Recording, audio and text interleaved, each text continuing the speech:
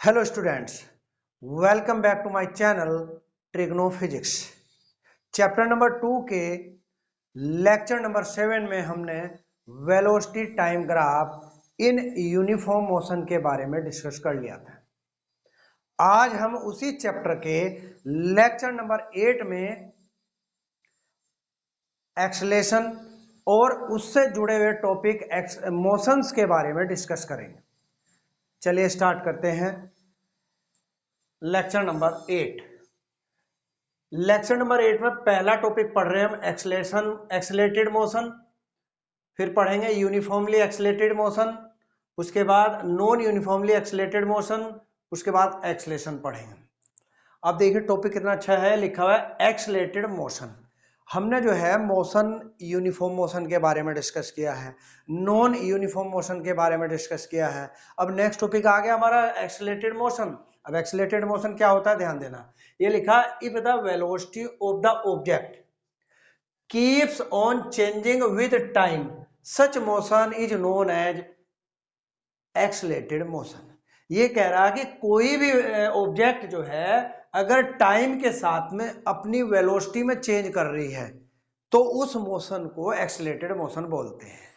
अब आप समझ रहे होंगे कि टाइम के साथ वेलोसिटी कैसे चेंज हो रही। फॉर एग्जांपल, जैसे मान लीजिए कोई भी ऑब्जेक्ट है, 2 सेकंड में उसकी वेलोसिटी 10 मीटर पर सेकंड है। फॉर एग्जांपल, अगले ही 3 सेकंड में उसकी वेलोसिटी 15 मीटर पर सेकंड है। उससे अगले ही 3.5 सेकंड में उसकी वेलोसिटी 18 या 19 कुछ भी 18 मीटर पर सेकंड है। तो इस तरह की जो मोशन होती है उस मोशन को बोलते हैं एक्सेलरेटेड मोशन। क्यों? टाइम के साथ साथ ही उसकी स्पीड में चेंज हो रहा है, वेलोसिटी में चेंज हो रहा है, स्पीड में नहीं वेलोसिटी में चेंज हो रहा है। वेलोसिटी मीन्स हो गया है, वेलोसिटी मीन्स मतलब ये नहीं कि इसकी जो है मैग्नीट्यूड में ही चेंज होना, उसकी डायरेक्शन में भी चेंज हो रहा हो तो वेलोसिटी में चेंज ही कहा जाता है। अब देखिए 2 सेकंड पर उसकी वेलोसिटी 10 मीटर पर सेकंड है और 3 पर क्या होगी 15 होगी और उसी के साथ जो है 3.5 पर 18 होगी। यहाँ बढ़ी लेकिन यहाँ उसी के हिसाब से कम हो चुकी है। तो इस तरह की मोशन को क्या बोलते हैं, एक्सेलरेटेड मोशन। अब एक्सेलरेटेड मोशन को भी 2 पोर्शन में डिवाइड कर दिया है। एक हो गया यूनिफॉर्मली एक्सेलरेटेड मोशन और एक हो गया नॉन यूनिफॉर्मली एक्सेलरेटेड मोशन। अब एक्सेलरेटेड मोशन क्या है, सेम इसी से जुड़ा हुआ, देखिए क्या है।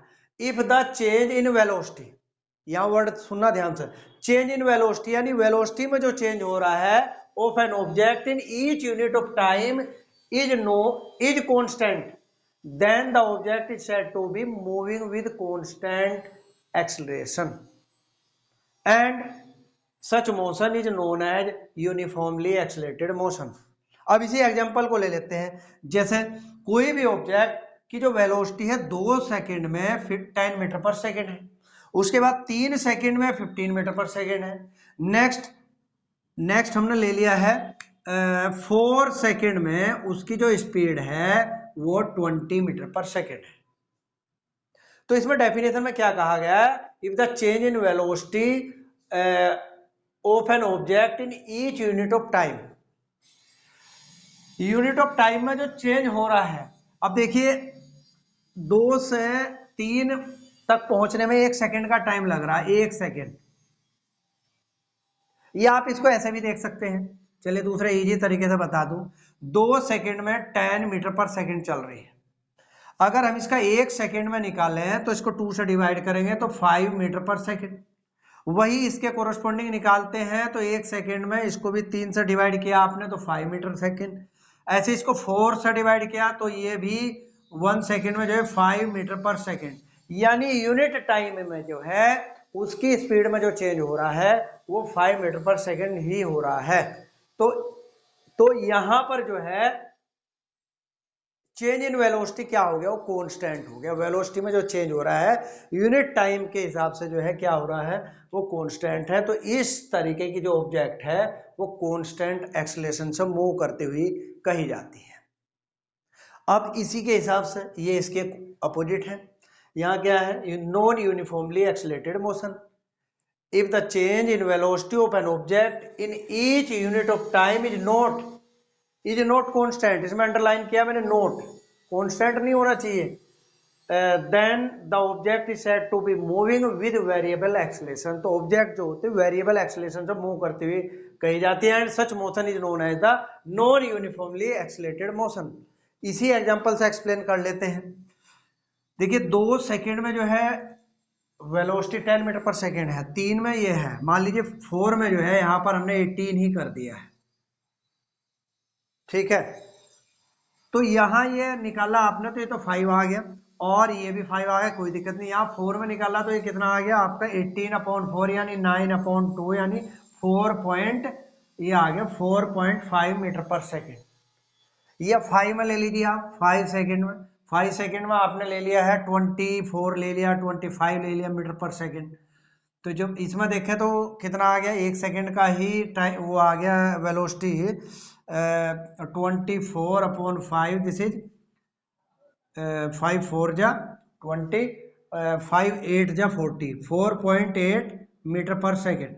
तो यहाँ अगर आप देखें तो वेलोसिटी में जो चेंज आ रहा है एक यूनिट के हिसाब से, यूनिट ऑफ टाइम के हिसाब से, यहाँ 5 मीटर पर सेकेंड है, यहाँ 5 मीटर पर सेकेंड है, यहाँ 4.5 मीटर सेकेंड है, मीटर पर सेकेंड है, और यहाँ 4.8 मीटर पर सेकेंड है। तो जो ये वेलोसिटी में चेंज हो रहा है ये कांस्टेंट नहीं है। तो इस तरह के मोशन को बोलते हैं नॉन यूनिफॉर्मली एक्सेलरेटेड मोशन, ठीक है। अब हम जो है इसमें एक अगला टॉपिक पढ़ते हैं, एक्सेलरेशन। अब एक्सेलरेशन क्या होता है, सिंपल सी डेफिनेशन है, the ratio of change in velocity and the corresponding time taken by the object is known as the acceleration of an object. तो यहां मैं लिख देता हूं इसको, ये कह रहा रेशियो का जो रेशियो है किसका, वेलोसिटी में जो चेंज हो रहा है उसका रेशियो होना चाहिए किसके साथ, टाइम के साथ में, उसी को बोलते हैं एक्सेलरेशन। तो यहां मैं लिख देता हूं acceleration is equal to change in velocity, change in velocity upon time interval ले लीजिए, यहां पर आप टाइम टेकन भी ले सकते हो, time taken, clear. Change in velocity, देखिए वेलोसिटी v होता है, वेक्टर v होता है, लेकिन चेंज की बात कर रहे हैं तो हम डेल्टा v ले लेते हैं, और इसी के कोरस्पॉन्डिंग जो है टाइम भी हमने क्या ले लिया है, डेल्टा t। तो इसको बोलते हैं एक्सेलरेशन। एक्सेलरेशन जो है, acceleration is denoted by vector a, vector A से डिनोट करते हैं। It is vector quantity, vector quantity, vector quantity, और ये वेक्टर क्वांटिटी है its unit in MKS system. MKS में इसकी जो यूनिट होती है मीटर पर सेकेंड स्क्वायर होती है, और इसकी डायमेंशन जो होती है, dimensional formula, dimensional formula of acceleration, वैसे तो ये आपको चैप्टर नंबर 1 में करा दिया है, फिर भी आपको याद होना चाहिए है Lt⁻², ठीक है। अब इसमें क्या है, एक स्टेप और लिख देता हूं, इफ एक्सेलरेशन, तो ध्यान देना एक्सेलरेशन इज पॉजिटिव, अगर एक्सेलरेशन पॉजिटिव है तो इसका मतलब हो गया the velocity of an object is increasing, या यूं कह सकते हैं अगर ऑब्जेक्ट की वेलोसिटी इंक्रीज हो रही है तो एक्सेलरेशन पॉजिटिव होगा, या यूं कह सकते हैं एक्सेलरेशन अगर पॉजिटिव है तो यानी ऑब्जेक्ट जो है इंक्रीजिंग स्पीड से मूव, वेलोसिटी से मूव कर रही है। दूसरा step, if acceleration is negative, then the velocity of an object is decreasing, decrease कर रही है। अब जब ये डिक्रीज कर रही है वेलोसिटी, तो एक्सलेशन जो है आपने भी कहा निगेटिव, तो जो निगेटिव एक्सलेशन है इसका दूसरा नाम होता है रिटार्डेशन। ठीक है, तो इसको हम लिख सकते हैं negative acceleration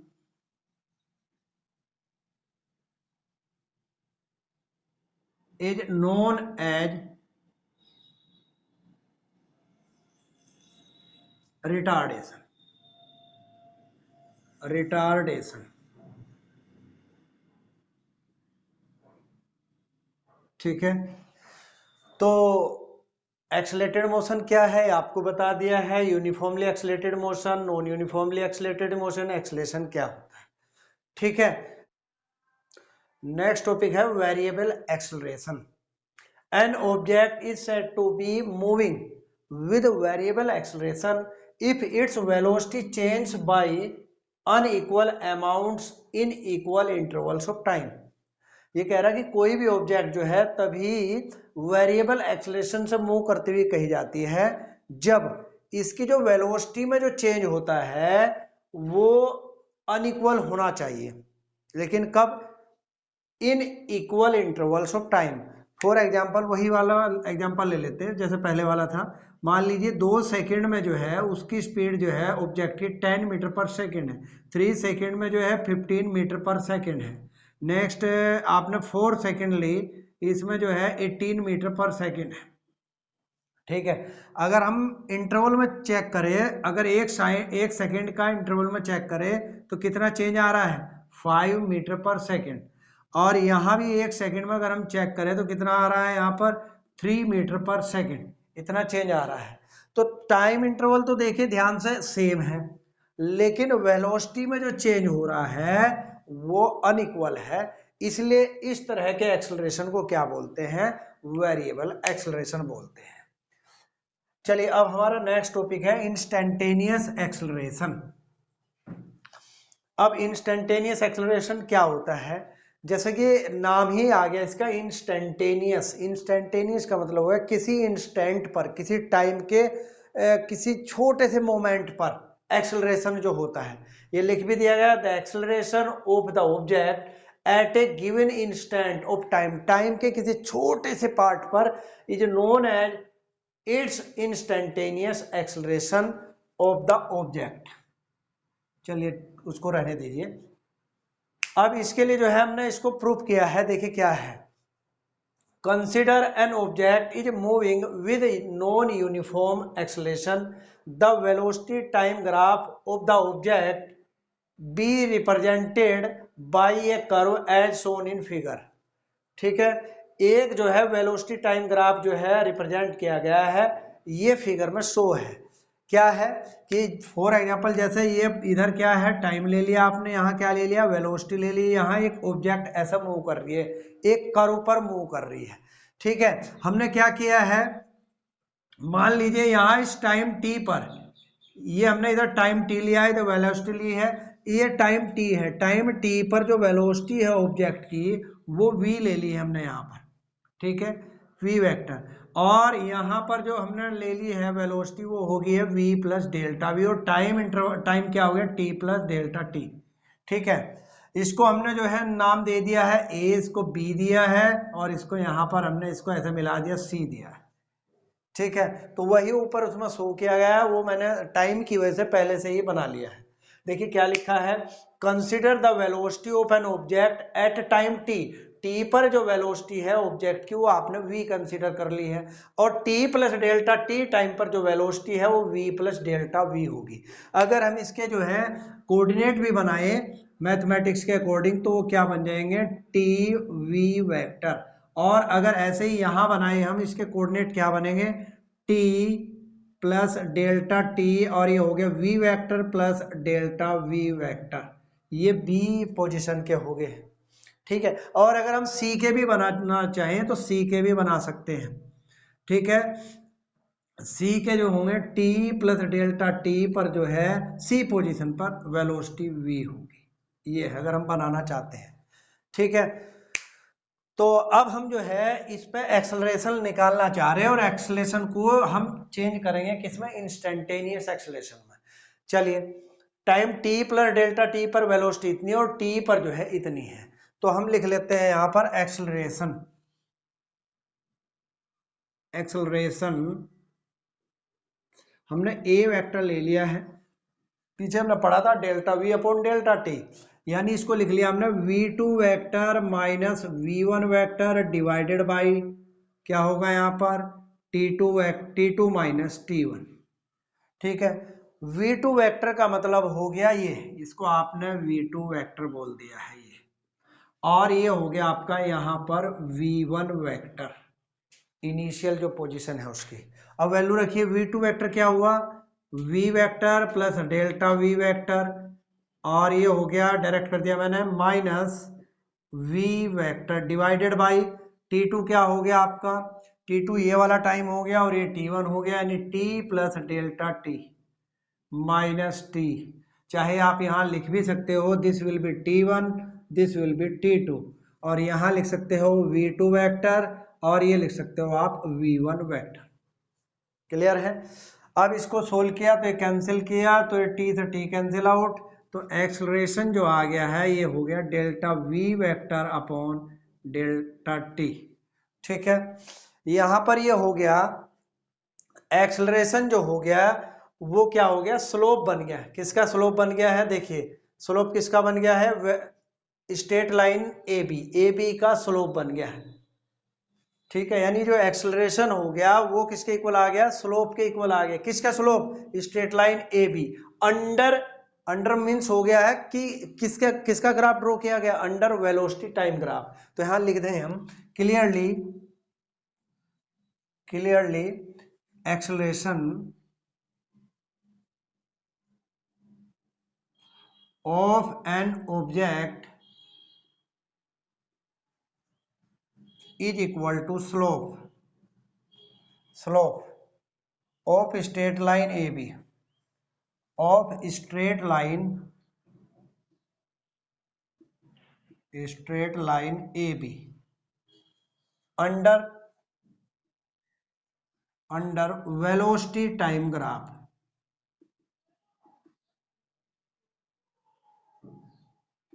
velocity time graph। ठीक है, in limiting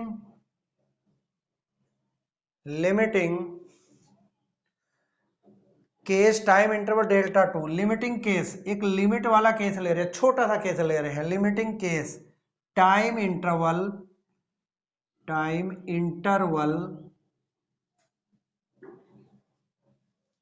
delta t tends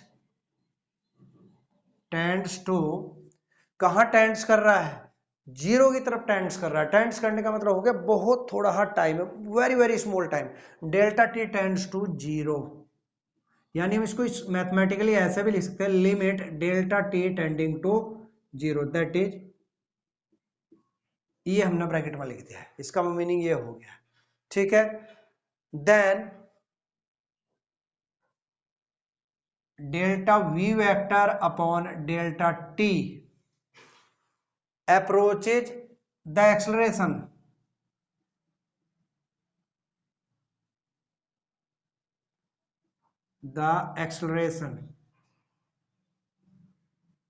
acceleration की तरफ अप्रोच कर रहा है, लेकिन कब, at that instant, at that instant is known as, यानी उस इंस्टेंट पर इस एक्सेलरेशन को इंस्टेंटेनियस एक्सेलरेशन बोलते हैं। किस इंस्टेंट पर, जब ये टाइमिंग जीरो की तरफ टेंड्स कर रहा है, is known as instantaneous acceleration.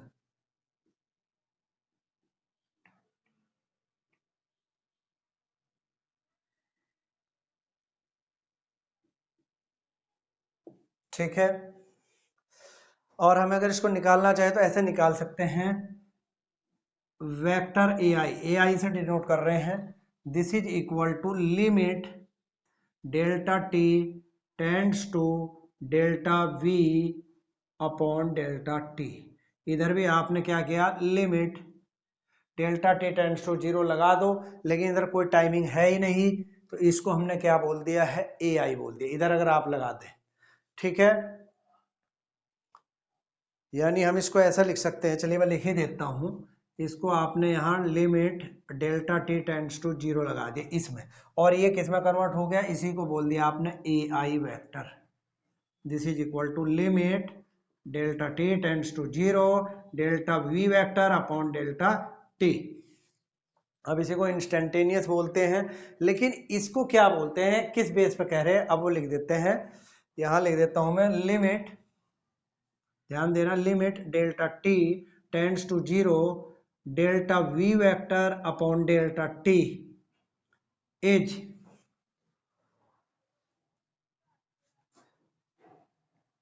Limit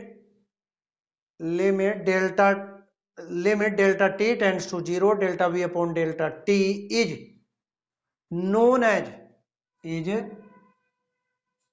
known as differential coefficient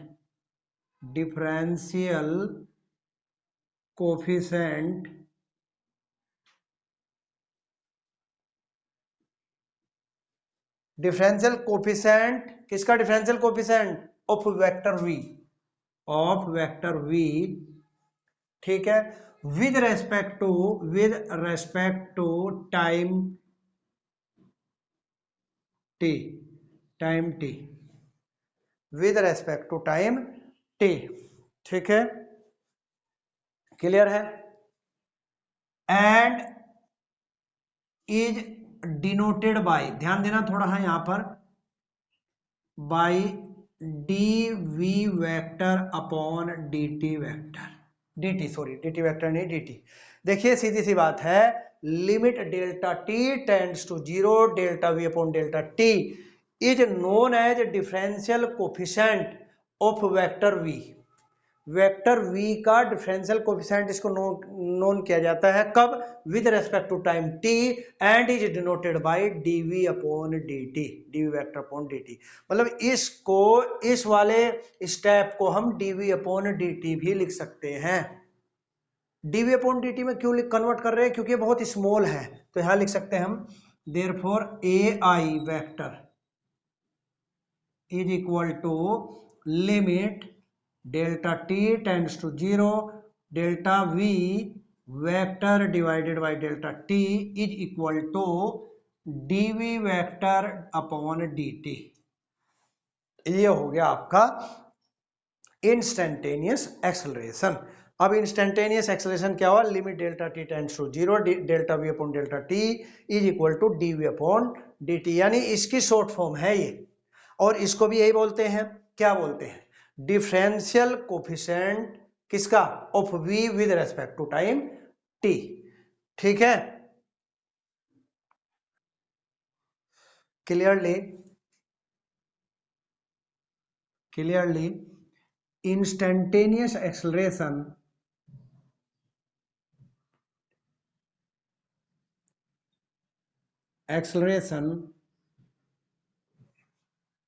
is, short में लिख दिया मैंने, is the first derivative first derivative का मतलब है कि एक ही बार आप डेरिवेटिव कर रहे हैं, यहां पर इसका 2 बार भी होता, 3 बार भी हो, तो आगे पढ़ा जाएगा आपको। Is the first derivative of velocity v of v vector with respect to time t at given instant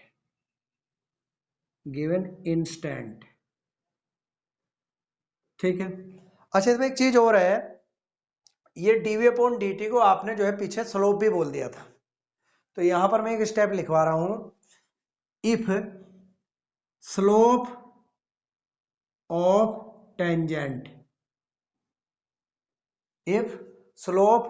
tangent